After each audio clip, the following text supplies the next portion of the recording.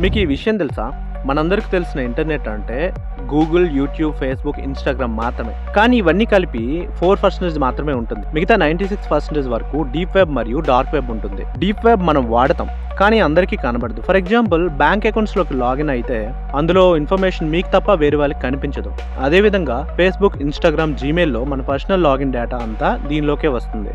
Dark web అంటే సాధారణంగా కనిపించే వెబ్ కాదు, ఇది ఇంటర్నెట్లో ఒక భాగం. దీన్ని మనం గూగుల్లో వెతికితే దొరకదు. దీనికోసం ఒక ప్రత్యేకమైన బ్రౌజర్ కావాలి, అదే టార్ బ్రౌజర్. మనం గూగుల్లో వాడే వెబ్సైట్స్ అన్నీ కూడా .comతో ఎండ్ అవుతాయి, కానీ డార్క్ వెబ్లో వెబ్సైట్స్ అన్నీ .onionతో ఎండ్ అవుతాయి. 1990లో యుఎస్ నేవల్ రీసెర్చ్ ల్యాబొరేటరీ పరిశోధకులు దీన్ని సృష్టించారు. అప్పట్లో దీని ముఖ్య ఉద్దేశం ఏంటంటే అమెరికా ఇంటెలిజెన్స్ సమాచారం రక్షించటం.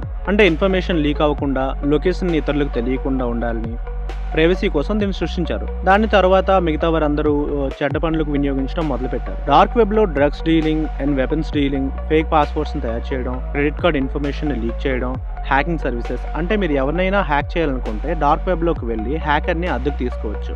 అదేవిధంగా ఇక్కడ హ్యూమన్ ట్రాఫికింగ్, వేరే వాళ్ళని లైవ్ లో హింసిస్తూ చంపుతూ లైవ్ వీడియోస్ చేస్తారు. దాని వీడియోస్ చూసేవారు డబ్బులను బిట్ చేస్తూ తన హ్యాండ్ కట్ చేయి, నాలుగు కట్ చేయి, కళ్ళు పీకే అని చెప్తూ చూస్తూ పైశాచిక ఆనందాన్ని పొందుతారు.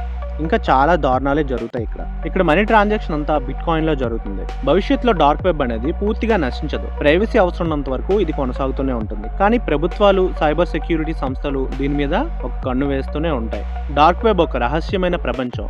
అది మంచికి వాడబడుతుంది, చెడుకు కూడా వాడబడుతుంది. మనం తెలుసుకోవాల్సింది ఒక్కటే, అసలు జిజ్ఞాస జ్ఞానంగా మారాలి, ప్రమాదంగా కాదు అని.